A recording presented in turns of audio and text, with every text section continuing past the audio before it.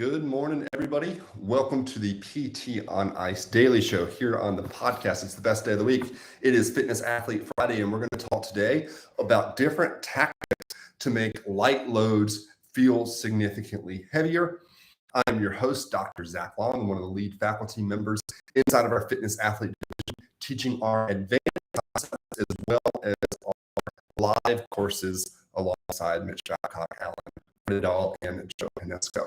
So I'm excited to talk about this topic today. Before we do, as I mentioned, I teach the Advanced Concepts course. We just started that course up this week, and it's sold out. Our next cohort of that starts in August and is already starting to fill out. So if you're looking at taking that, you want to go ahead and sign up for that at ptonice.com. And our live course also has a lot of options coming up, probably heading up somewhere near you, because in the next 2 or 3 months, we're going to be in Memphis, Tennessee, Scottsdale, Arizona, Asheville, North Carolina, Lake Mary, Florida, Cincinnati, Ohio, and Greenville, South Carolina. So lots of options to catch us on the road.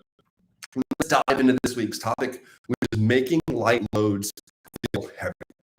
That we as a profession need to be significantly skilled at, because quite frequently people are coming to us dealing with injuries or post-surgically where we can't load them up with maximal weights. So somebody comes in a couple of weeks after an ACL reconstruction or after a muscle strain. How do we go about creating actual changes in those tissues, even though there are certain restrictions on the amount of loading that we can put on that individual? And we're going to go through some tactics for that today. This may also be very helpful for you. You know, if you're traveling, if you're quarantined, whatever it is, if you have a limited amount of equipment around you, how do you still get a positive training effect during that time period? So let's talk about a couple of different tactics to use to make these light loads feel heavy or create a better adaptive response. So I think the first thing that we have to cover with this is the key of specificity here. Strength is specific, hypertrophy is not specific. And this is really valuable for those of us in the rehab profession. What do I mean by that? Strength is specific, meaning if we want to get stronger, we have to lift relatively heavy weights. So the research would say if your goal is to make somebody stronger, you need to be lifting loads at 75% of their 1 rep max or higher. If you don't have any idea what I just talked about, we have a number of different courses in the Fitness Athlete division that you need to check out to understand those sort of loading parameters. But 75% or more of your 1 rep max is needed if we want to create strength changes. Hypertrophy is going to be a little different than that. So we've seen in a wide variety of research recently that hypertrophy happens across a much broader range of loading.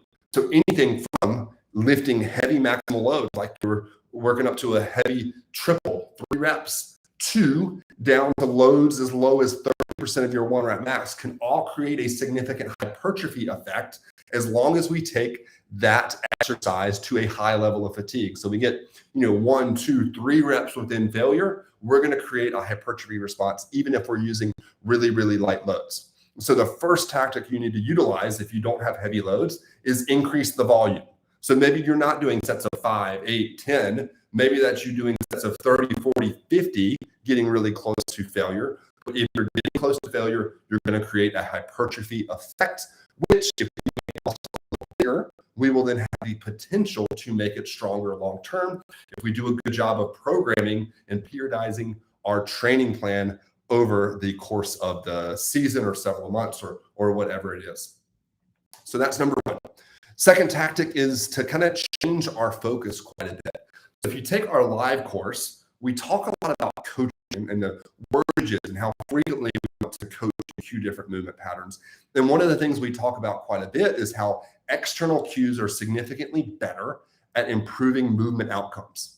So if I want to change your technique, if I want to change your performance in a lift, I give an external cue. That's something directed outside of the body. So for example, if you're squatting with knee valgus, instead of saying drive your knees out, which is an internal cue, I'm going to say, I want you to imagine there's a giant rubber band around your knees. As you squat down, I want you to break that rubber band apart. That external cue is going to lead to better motor learning, better changes in performance, according to a huge body of research. But an internal focus is often utilized when we're talking about muscle hypertrophy. So as you curl that weight up, I want you to think of contracting your biceps as hard as you can. Things like that will increase the relative intensity of a lighter load. So really focus on the muscle group that you're trying to train will result in that movement becoming a little bit harder with that lighter load. So that's tactic number 2. Tactic number 3 is one I'm using quite a bit in my programming. I gotta say, it's pretty brutal. So it's supersetting and pre-fatiguing certain muscle groups. So an example of what was in my programming recently that I never would have thought of programming for myself. When it showed up in my program, I thought, wow, what a cool way to make to limit the amount of loading I can use and still make it a really intense workout. So in this workout that I did, we actually supersetted deadlifts with a walking lunge, something I would not consider doing, but the combination of hitting a heavy-ish deadlift and then doing a partial, doing lunges afterwards when I'm already a little fatigued in my posterior chain from those deadlifts, immediately jumping into lunges to keep that fatigue level high, significantly reduce the amount of weight that I was deadlifting in that workout. Just for perspective on this combination, I used the same weight for 3 sets of 6 on my deadlift that I used a couple of weeks later when I did a 25 rep set. So I went from a 25 rep set down to 3 sets of 6, the same weight in my deadlifts, simply by having this combination of deadlift plus lunge to not allow my body to recover as much between sets because we had that extra fatigue on board from the supersets. So supersets are a great way to accomplish relative increases in the intensity of a workout. The next thing that we'll commonly utilize to increase the difficulty of light loads is to really try to focus on different ways to extend the range of motion of a movement. So a couple examples of that. A dumbbell bench press is probably my favorite example of this when we're talking about making lighter loads significantly more challenging. When you dumbbell bench press, most people focus on just bringing those dumbbell heads down and touching their chest with the head of the dumbbell and then pressing up. But if you think about it, that dumbbell head has some size to it.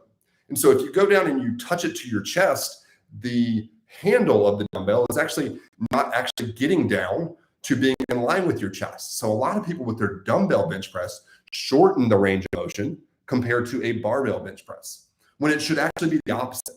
We want to utilize the dumbbell and the fact that has a little bit more freedom of movement than the barbell to extend the range of motion. So what I focus on when I'm dumbbell bench pressing is, can I go a little bit wider with my arms? And can I get that handle to where actually moving past the front of my pecs? That extended range of motion is going to make the movement significantly harder. So for example, I did a workout where I did limited range of motion dumbbell presses with 70s. A couple weeks later, I did the exact same loading scheme, but with 50s, so 20 pounds less. But I really focused on that full range of motion, taking those dumbbells removed past my pecs, and it was just as hard, if not harder, using the lighter weight, focusing on extending the range of motion there. Another example of that is like a cyclist squat. So we get somebody's heels super elevated so that their ankle mobility is not a limitation of the squat at all. Cyclist squats let us keep a completely upright torso as we squat down. That really extends the range of motion that we train around the knee. So cyclist squats end up being a crushing quad exercise. If you haven't played with those before, I highly suggest it. They're a great one to have in your rehab exercise database, but they'll make significantly lighter weights more difficult. Or on something like a row, if we focus on our rowing, on allowing those shoulder blades to roll forward, protract fully, retract as we come up, that little bit of extension of the range of motion will make it a little bit harder.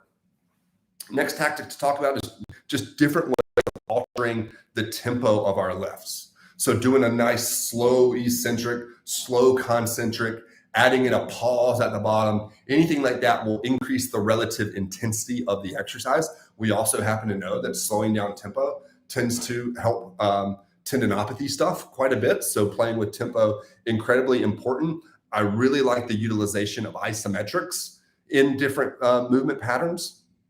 So for example, if you want to make your deadlift significantly harder, let's add a couple of isometric pauses in your deadlift. So that's pull the bar 1 inch off the ground and pause. Then let's get up to where the bar's at the knee, and then let's pause. Then let's finish out the range of motion. And you'll find when you do movements like that, when you add in those isometric pauses at key points in the movement, that the movement is going to become significantly harder. Isometrics are so great from a strength perspective, on building specific strength in the areas where we pause, that they're a really underutilized tool when it comes to strength training, I believe. Up next, we can talk about doing partial range of motion movements. So at ICE, we're huge on full range of motion training, but we also have to appreciate that there are benefits at times to doing partial range of motion. So there was one study where they looked at tricep extensions with dumbbells.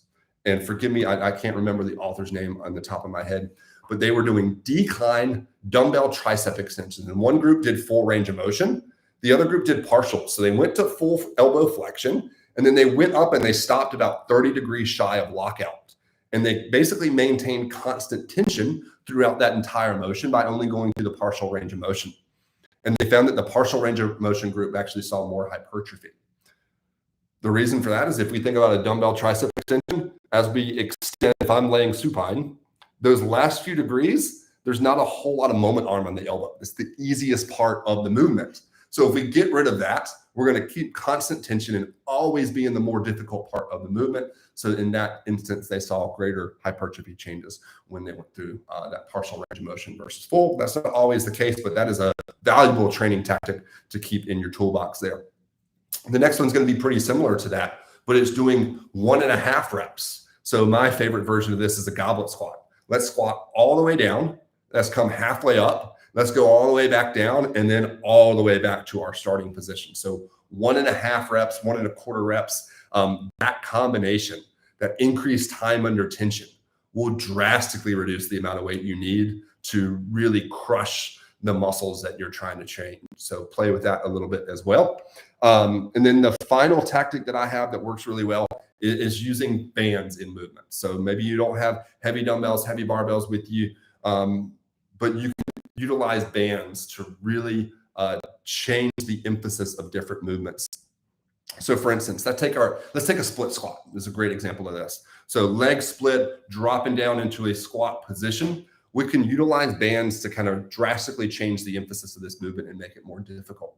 So if we take a band and we put it where it wraps around the outside of the knee and it's now pulling the knee in, so it's trying to pull the knee into a valgus position, we can utilize a light load and then use that band to put a little bit more emphasis and load on the glutes as the knee drives out into the band. That's going to create a little bit more glute activation. Or we could go where the band is now behind the knee, pulling forward, so moving directly away from the athlete. And now that band is resisting extension of the knee. And so even with a light load, we're now putting a large emphasis on the quads during that movement. And there are a variety of other ways you can utilize bands, but playing with bands in different setups, there's a great way to make light loads feel dramatically more difficult. So that's probably 7 or 8 different tactics. So I'd highly encourage you to play around with each of these in your own fitness journey.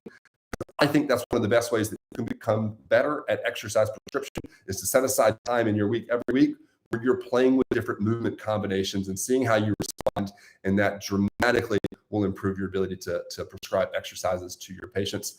I hope those tactics help you out, and we hope to see you on the road at future ICE courses. Have a great weekend, everybody. Talk to you next time.